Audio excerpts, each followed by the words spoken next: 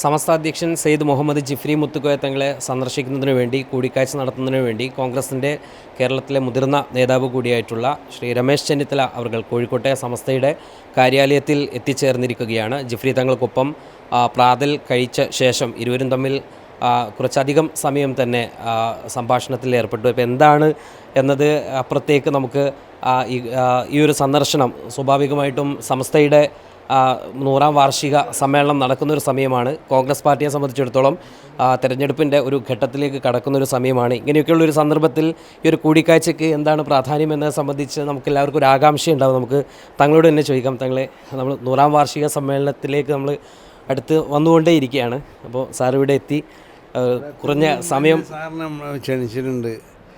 ഇനിയിപ്പോൾ രണ്ടാമത് ഞാൻ ഔദ്യോഗികമായിട്ട് പിന്നെ ക്ഷണിക്കും. കോൺഗ്രസിൻ്റെ പല നേതാക്കന്മാരെയും നമ്മളെ സമ്മേളനത്തിലേക്ക് ക്ഷണിച്ചുകൊണ്ടിരിക്കുകയാണ്. സമ്മേളനം ഒരു ചരിത്ര സംഭവം ആവുകയും ചെയ്യും. അതിനുള്ള എല്ലാ പിന്തുണയും കോൺഗ്രസിൻ്റെ ഭാഗത്തു നിന്നുണ്ടാവുമെന്ന് നമ്മൾ പ്രതീക്ഷിക്കണം. ഇന്ന് സാർ ഇവിടെ വരുന്നൊരു സമയം ഇന്ന് ഉച്ചയ്ക്ക് തെരഞ്ഞെടുപ്പ് കമ്മീഷൻ ഒരുപക്ഷെ തദ്ദേശ സ്വയംഭരണ തെരഞ്ഞെടുപ്പിൻ്റെ തീയതിയൊക്കെ പ്രഖ്യാപിച്ചേക്കാനുള്ളൊരു സാഹചര്യമുണ്ട്, വാർത്താ സമ്മേളനമുണ്ട്.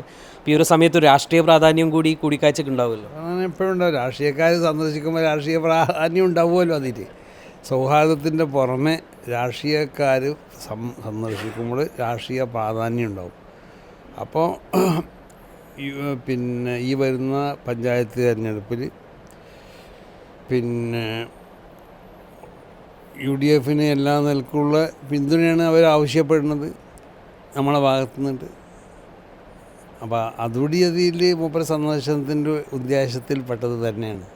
UDF അവർ സ്വാഭാവികമായിട്ടും തങ്ങൾ ആ രാഷ്ട്രീയം പറഞ്ഞു കഴിഞ്ഞു. അപ്പോൾ സ്വാഭാവികമായിട്ടും UDF സമസ്തയ്ക്ക് സമുദായത്തിനൊക്കെ എന്തെങ്കിലും മുന്നോട്ട് വെക്കാനുണ്ടാവുമല്ലോ. അല്ല, അത് ഞങ്ങൾ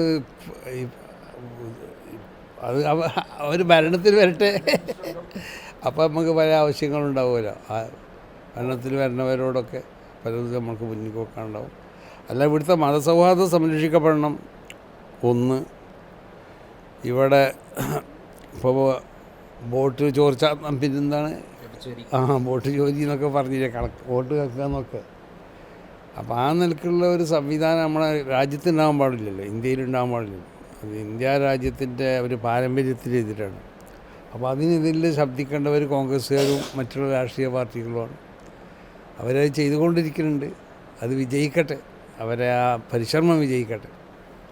ഏതായിരുന്നാലും തങ്ങളുടെ ആ ഒരു വാക്കുകൾ നമ്മൾ കേട്ട് കഴിഞ്ഞു. ഇനി രമേശ് ചെന്നിത്തല സാർ, അദ്ദേഹം ഞാൻ തുടക്കത്തിൽ പറഞ്ഞ പോലെ തന്നെ എങ്ങനെയുണ്ടായിരുന്നു നമ്മുടെ സുപ്രഭാതത്തിൽ എത്തിയതിന് ശേഷമുള്ള ഒരു പ്രാതലൊക്കെ തങ്ങളുടെ കൂടെയായിരുന്നു? എങ്ങനെയുണ്ടായിരുന്നു ഒരു അനുഭവം? ആദ്യമായിട്ടാണോ തങ്ങളുടെ കൂടെ ഒരു പ്രാതൽ കഴിക്കുക? അല്ല, അദ്ദേഹത്തിന് വീട്ടിൽ പോയപ്പോൾ കഴിച്ചിട്ടുണ്ട്. വീട്ടിൽ പോയി 1-2 തവണ ഭക്ഷണം കഴിച്ചിട്ടുണ്ട്. പക്ഷെ ഞാൻ ഈ വെജിറ്റേറിയനാണ്. പക്ഷെ താങ്കൾ അതിനനുസരിച്ച് നല്ല വെജിറ്റേറിയൻ ഫുഡാണ്. മലബാറിൽ വരുമ്പോൾ നോൺ വെജ് പ്രതീക്ഷിച്ചിരുന്നോ? മലബാറിൽ വരുമ്പോൾ രാവിലെ ബ്രേക്ക്ഫാസ്റ്റ് തന്നെ പലപ്പോഴും നോൺ വെജാണ്. പക്ഷെ ഞാൻ കുറേ കാലമായി ഇപ്പോൾ വെജ് ആയതുകൊണ്ട് തങ്ങളോട് പറഞ്ഞു. പക്ഷേ അല്ല, അസൽ വെജിറ്റേറിയൻ തന്നു. നല്ല സ്വാദുള്ള വെജിറ്റേറിയൻ ഭക്ഷണം തന്നു. ഇപ്പോൾ ഇന്നത്തെ ഒരു സമയം വളരെ നിർണായകമാണ്. കാരണം 12 മണിക്ക് ഇലക്ഷൻ കമ്മീഷൻ്റെ വാർത്താ സമ്മേളനം നടക്കുന്നു, തെരഞ്ഞെടുപ്പ് പ്രഖ്യാപനം നടക്കുകയാണ്. അപ്പോൾ ഈ ഒരു കൂടിക്കാഴ്ചയ്ക്ക് ആ ഒരു രാഷ്ട്രീയ പ്രാധാന്യമുണ്ട്. അല്ല, തീർച്ചയായിട്ടും ഞങ്ങൾ രാഷ്ട്രീയക്കാർ വരുമ്പോൾ രാഷ്ട്രീയം പറയുമല്ലോ.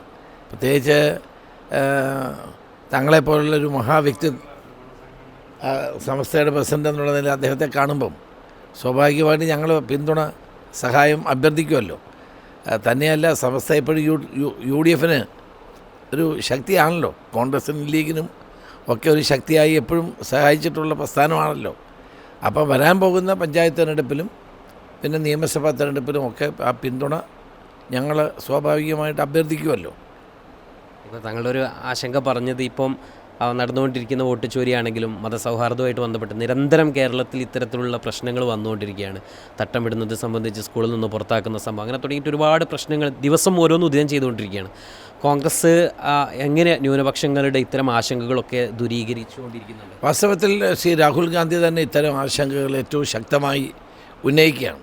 എനിക്ക് മഹാരാഷ്ട്രയിലായിരുന്നു ചാർജ് ഈ തെരഞ്ഞെടുപ്പിൽ. ലോക്സഭാ തെരഞ്ഞെടുപ്പിൽ 48-ൽ 38 സീറ്റ് നമ്മൾ നേടിയതാണ്, അവിടുത്തെ മുന്നണി, കോൺഗ്രസ് നേതൃത്വം കൊടുത്ത മുന്നണി. പക്ഷേ നിയമസഭാ തെരഞ്ഞെടുപ്പ് വന്നപ്പം ലക്ഷക്കണക്കിന് വോട്ടുകളെ കൂടുതൽ ചേർത്ത് അധികാരം പിടിച്ചെടുക്കുക ചെയ്ത്. മഹാരാഷ്ട്ര സംഭവത്തിനോട് തുടർന്നാണ് രാഹുൽ ഗാന്ധി ഈ വസ്തുതകൾ പുറത്തു കൊണ്ടുവന്നത്. ഓരോ വീട്ടിലും 100, 150, 200 വോട്ട് ചേർക്കുകയാണ്. അപ്പോൾ അങ്ങനെ ബോധപൂർവം ജനാധിപത്യത്തെ അട്ടിമറിക്കാനാണ് വോട്ട് ചോരിയിലൂടെ അവർ ശ്രമിക്കുന്നത്. അത് ഹരിയാനയിൽ കണ്ടു, അതിപ്പോൾ ബീഹാറിൽ നടത്താൻ ശ്രമിക്കുന്നു. അപ്പോൾ രാജ്യത്തെ ജനാധിപത്യത്തെ അട്ടിമറിക്കാനുള്ള ഈ നീക്കത്തെ ശക്തമായി തന്നെ നേരിടും. അതോടൊപ്പം തന്നെ മതന്യൂനപക്ഷങ്ങൾക്ക് ഉള്ള അവകാശങ്ങളുണ്ട്. ഈ രാജ്യത്തിൻ്റെ അവകാശികളാണ് മതന്യൂനപക്ഷങ്ങളും. അവർ ഈ നാട്ടിൽ ജനിച്ച് വളർന്ന് ഇവിടെ ജീവിക്കുന്നവരാണ്. അവർക്ക് അവരുടേതായ ആചാരങ്ങളും മര്യാദകളും പാലിക്കാനുള്ള സ്വാതന്ത്ര്യമുണ്ട്. അത് ഏത് വസ്ത്രം ധരിക്കാനുള്ള സ്വാതന്ത്ര്യമുണ്ട്, ഏത് ഭക്ഷണം കഴിക്കാനുള്ള സ്വാതന്ത്ര്യമുണ്ട്, ഏത് കാര്യങ്ങൾ പറയാനുള്ള സ്വാതന്ത്ര്യമുണ്ട്. അതിനെയൊക്കെയാണ് ഇന്ന് BJPയും RSSും എതിർക്കുന്നത്. അതിനോടൊന്നും നമുക്കൊരിക്കലും യോജിക്കാൻ കഴിയില്ല. രാജ്യത്തിൻ്റെ മതേതരത്വം തകർക്കാനുള്ള ഏത് നീക്കത്തെയും കോൺഗ്രസ് ശക്തമായി തന്നെ നേരിടും. ഇപ്പോൾ സമസ്ത ഒരു ആവേശത്തിൻ്റെ ഒരു മുൾമുനയിൽ നിൽക്കുന്നൊരു സമയമാണ്. കാരണം 100ാം വാർഷികം ഫെബ്രുവരിയിൽ നടക്കാനിരിക്കുന്നു. ഒരുക്കങ്ങളൊക്കെ തകൃതിയാണ്. തങ്ങളുടെ തന്നെ യാത്ര വരാൻ പോവാണ്. നിങ്ങൾ എങ്ങനെയാണ് ആ ഒരു സമ്മേളനത്തെയും യാത്രയും ഒക്കെ സമസ്തയും ഒക്കെ താങ്കൾ നോക്കി കണ്ടിട്ടുണ്ട്? സമസ്ത കേരളത്തിൻ്റെ സാമൂഹ്യ ജീവിതത്തിൽ വിദ്യാഭ്യാസ മേഖലയിലും ഒക്കെ വൻതോതിലുള്ള മാറ്റത്തിന് നേതൃത്വം കൊടുത്ത പ്രസ്ഥാനമാണ്. പ്രത്യേകിച്ച് മുസ്ലിം സമൂഹത്തിൽ തന്നെ വലിയ മാറ്റത്തിന് നേതൃത്വം കൊടുത്ത പ്രസ്ഥാനമാണ്. ആളുകളെ ബോധവൽക്കരിക്കാനും അതോടൊപ്പം തന്നെ രാജ്യത്തിനും സമൂഹത്തിനും വേണ്ടി നിലകൊള്ളാനും ആഹ്വാനം ചെയ്ത പ്രസ്ഥാനമാണ് സമസ്ത. 100 വർഷം പിന്നിടുക എന്ന് പറയുന്ന വലിയ ചരിത്ര സംഭവമാണ്. ആ ചരിത്ര സംഭവത്തിൽ ഞങ്ങളൊക്കെ പങ്കാളികളാണ്. എല്ലാവരും ഉണ്ടാകും. കേരള സമൂഹം ഒറ്റക്കെട്ടായി സമസ്ത 100ാം വാർഷികം ആഘോഷിക്കുമ്പോൾ അതിനോടൊപ്പം ഉണ്ടാകും. കാരണം കേരളത്തിൽ മതസൗഹാർദ്ദം നിലനിർത്തുന്ന കാര്യത്തിൽ സമസ്ത വഹിച്ചിട്ടുള്ള പങ്ക് വളരെ വലുതാണ്. അപ്പോൾ അതുകൊണ്ട് അത് ആവേശകരമാണ്. ഞാൻ ദുബൈയിലെ പരിപാടി കണ്ടപ്പോൾ ഞാൻ അന്തം വിട്ടുപോയി. ദുബൈയിലാണോ ഇത് കേരളത്തിലാണോ എന്നുള്ള സംശയമാണ്. അതെ, ദുബൈയിൽ ചെന്നപ്പം ദുബൈയിൽ ടെലിവിഷനിലൂടെ കണ്ടത് ഇത്രയും വലിയ പരിപാടി. അപ്പോൾ അത് സൂചിപ്പിക്കുന്നത് വലിയൊരു ആവേശം സമസ്ത വിശ്വാസികളുടെ ഇടയിലും മറ്റുള്ളവരുടെ ഇടയിലും ഉണ്ടാക്കിയിട്ടുണ്ട്. അത് ഈ 100ാം സമ്മേളനം 100ാം വർഷത്തെ ആഘോഷം ഒരു ചരിത്ര സംഭവമായി മാറും എന്നെനിക്ക് ഉറപ്പുണ്ട്. അത് കേരളത്തിന് ഗുണകരമാകും.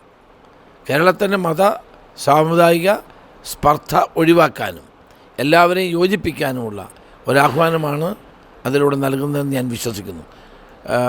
അഭിവന്യ ജഫ്രി തങ്ങൾ എപ്പോഴും അതിനുവേണ്ടി നിലകൊള്ളുന്ന വ്യക്തിയാണ്. എനിക്ക് വർഷങ്ങളായിട്ടറിയാം. അദ്ദേഹവുമായിട്ടുള്ള നല്ല ബന്ധം എനിക്കുണ്ട്. അപ്പം കേരളീയ സമൂഹത്തിന് ഒരു ശക്തിയാണ് സമസ്ത. അതിൻ്റെ 100ാം സമ്മേളനം ഒരു അത്ഭുതമായിരിക്കും, അതൊരു വലിയ ചരിത്രമായിരിക്കും.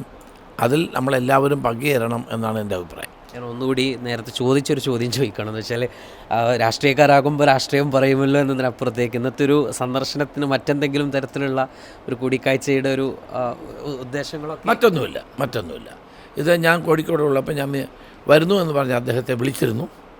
അതപ്പോൾ എന്നാൽ ഇവിടെ വെച്ച് കാണണമെന്ന് ഞാൻ സൗഹൃദം ഇടയ്ക്കിടയ്ക്ക് കാണണമല്ലോ. ഇവരെ പോലുള്ള പണ്ഡിത ശ്രേഷ്ഠന്മാരെ ഇടയ്ക്ക് കാണേണ്ടത് നമുക്ക് നല്ലതാണ്.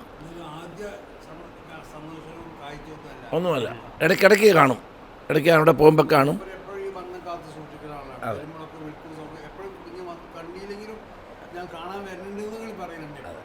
ആ ഒരു ബന്ധം വളരെ വർഷങ്ങളുടേതാണ്. അപ്പോൾ ഇവിടെ കോഴിക്കോട് വന്നപ്പോൾ ഏതായാലും കാണാം. ആ സൗഹൃദം പുതുക്കുക എന്നുള്ളതാണ്. രാഷ്ട്രീയം ചോദിക്കുകയാണെങ്കിൽ ഇന്നത്തെ ഇപ്പോൾ തെരഞ്ഞെടുപ്പിലേക്ക് ഇറങ്ങിക്കഴിയും. ഇന്ന് ഉച്ചയോട് കൂടിയിട്ട് ആളുകളെല്ലാം പാർട്ടികളെല്ലാം സജീവമാകും. UDFൻ്റെ സാധ്യതകൾ, സാധാരണ തദ്ദേശം എന്ന് പറയുമ്പോൾ ഇടതുപക്ഷത്തിനൊരു മേൽക്കോയ്മ എല്ലാ കാലത്തും കിട്ടിയിരുന്നതാണ്. ഇത്തവണ അതിനെന്തെങ്കിലും പ്രത്യേകതയോ മാറ്റമോ ഒക്കെ നമ്മൾ പ്രതീക്ഷിക്കാമോ? 2010 ഞാൻ KPCC പ്രസിഡൻ്റ് ആയിരുന്നപ്പോഴാണ് കേരളത്തിൽ UDFന് 70% പഞ്ചായത്തുകൾ, ഗ്രാമപഞ്ചായത്ത്, ബ്ലോക്ക് പഞ്ചായത്ത്, ജില്ലാ പഞ്ചായത്തൊക്കെ ജയിച്ചത്. നിങ്ങൾ പറഞ്ഞത് ശരിയാണ്. എപ്പോഴും LDFനാണ് പോലെ മുൻതൂക്കം കിട്ടാറുള്ളത്. 2010 നമ്മൾ തിരുത്തി എഴുതിയത്. ഇത്തവണ 2010 ആവർത്തിക്കാൻ പോവുകയാണ്. നിങ്ങൾ കണ്ടില്ലേ, നേരത്തെ സ്ഥാനാർത്ഥിയെ പ്രഖ്യാപിക്കുന്നു, റിബലുകളില്ല, തമ്മിലടിയില്ല. എല്ലാവർക്കും ഒരു ആഗ്രഹമുണ്ട് തിരിച്ചു വരണം, ഈ ഭരണം പോകണം. രാഹുൽ ഗാന്ധിയുടെ ഒരു സ്റ്റേറ്റ്മെൻറ്റ് അതിനിടയ്ക്ക് ഇങ്ങനെ തമ്മിലടിച്ചാൽ എങ്ങനെയാണെന്നൊക്കെ ഉള്ളൊരു ചോദ്യം അതിനിടയ്ക്ക് വന്നിട്ടുണ്ട്. അതെ, അദ്ദേഹം ചോദിക്കണമല്ലോ. അതെ, ആ ഉദ്ദേശം സ്വീകരിച്ചുകൊണ്ട് ഞങ്ങൾ ഒരുമിച്ച് നിൽക്കാനാണ്, ഐക്യത്തോടെ പോവുകയാണ്, യോജിപ്പോടെ പോവുകയാണ്. ഇത്തവണത്തെ സീറ്റുകളൊക്കെ നേരത്തെ തീരുമാനിക്കുകയാണ് നമ്മൾ. ഇപ്പോൾ ഇന്ന് ഞാൻ കോഴിക്കോട് ലിസ്റ്റ് കുറേ പ്രഖ്യാപിക്കും. അതെ, ഇറ്റ്സ് ദ ബെസ്റ്റ് ഇംപ്രഷൻ. അപ്പോൾ അതുകൊണ്ട് എല്ലാവർക്കും, പ്രവർത്തകർ മുതൽ നേതാക്കന്മാർ വരെ എല്ലാവർക്കും ഒരു വിശ്വാസമുണ്ട്. ഇത്തവണ യോജിച്ച് നിന്ന് പിടിക്കണം, അധികാരത്തിൽ തിരികെ വരണം, ഈ ജനവിരുദ്ധ ഗവൺമെൻറ് പോകണം. ഇതെല്ലാം ജനങ്ങൾ ആഗ്രഹിക്കുന്നതാണ്.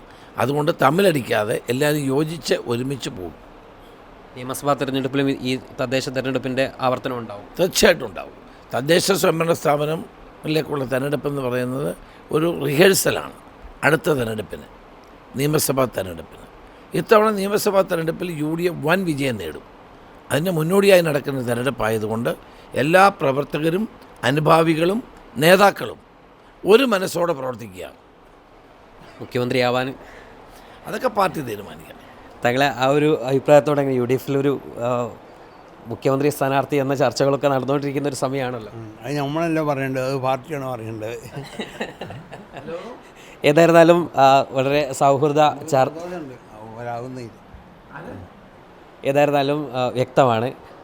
ഏതായിരുന്നാലും തങ്ങളെ സന്ദർശിച്ച ശേഷം നമ്മളോട് സംസാരിക്കുകയായിരുന്നു രമേശ് ചെന്നിത്തല. അതോടൊപ്പം തന്നെ 100ാം വാർഷികത്തിൻ്റെ നിറവിൽ നിൽക്കുന്ന സമസ്തയുമായി ബന്ധപ്പെട്ട കാര്യങ്ങൾ അദ്ദേഹം നമ്മോട് വിവരിച്ചു കഴിഞ്ഞു.